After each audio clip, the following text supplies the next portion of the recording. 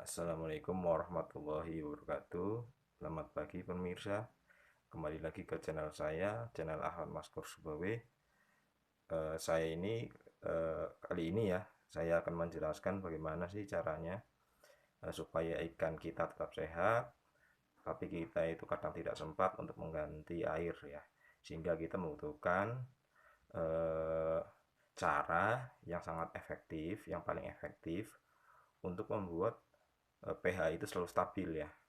Dan kadang-kadang ikan cupang itu kalau biasanya setiap seminggu sekali atau bahkan ada yang 2 minggu sekali itu harus ganti air karena eh, nitratnya itu terlalu tinggi yang diakibatkan air itu tercemar oleh kotoran ikan dari ikan cupang itu yang mengendap di bawah.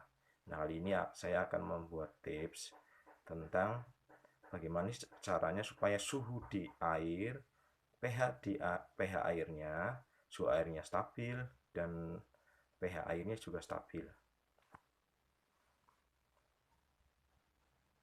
Kalau kita lihat dari akuarium ini, saya menaruh beberapa batu. Yang pertama itu yang ini adalah batu kali ya. Batu kali ini saya pakai sebagai eh, media untuk menstabilkan suhu air di dalam akuarium atau soliter.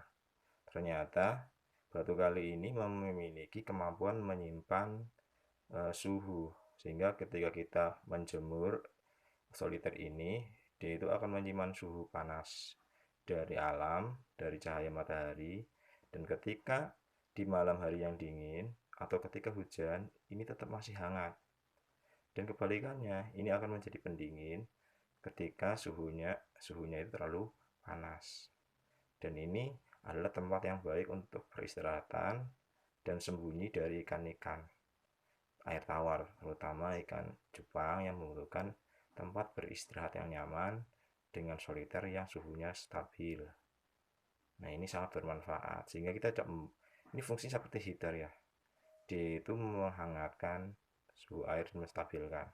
Tapi sarannya harus dijemur tiap pagi atau minimal seminggu sekali lah dijemur supaya ini bisa tercharger ya, terserap eh, kemba- eh, ter apa ya, suhu airnya itu apa, batunya itu menyimpan panas dari matahari ya, langsung.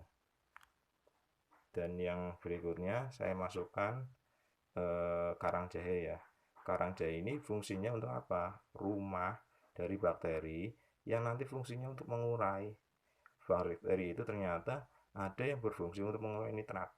Dan ini rumah bakteri ini biasa karang jahe ini rumah bakteri yang bisa mengurangi keracunan dan menjernihkan air juga. Nah, ini biasanya berada di filter-filter ini bisa dibeli di toko ikan. Harganya satu bungkus itu biasa 10.000. Dan saya juga memasukkan ini daun ketapang, tapi daun ketapang yang sudah tidak mengeluarkan zat lagi. Karena yang saya butuhkan itu bukan air airnya, tapi dia itu berfungsi untuk makanan bakteri baik. Dan ini juga mengeluarkan zat lain selain eh, tein itu ya yang berwarna pekat. Dan ini fungsinya sama, dia itu menyerap zat-zat kimia seperti nitrat, fosfat yang dihasilkan dari kotoran ikan. Nah, dari ketiga benda-benda ini, kalau disatukan dalam satu soliter, ini memberikan dampak yang sangat signifikan. Eh, Air yang stabil dan pH yang stabil. Karena pH yang stabil itu antara 6 dan 9. Kalau pH-nya terlalu tinggi, itu akan bahaya. Kalau pH-nya terlalu rendah, juga akan membuat ikan itu tidak sehat. Bahkan bisa menimbulkan kematian dan keracunan. Dan eh, ketiga unsur ini adalah solusi dari saya atau tips dari saya untuk menjadikan ikan cupang itu semakin sehat. Dan ini airnya sudah selama beberapa hari, kalau nggak salah itu sudah ada 10 hari ini belum saya ganti, tapi tetap jernih.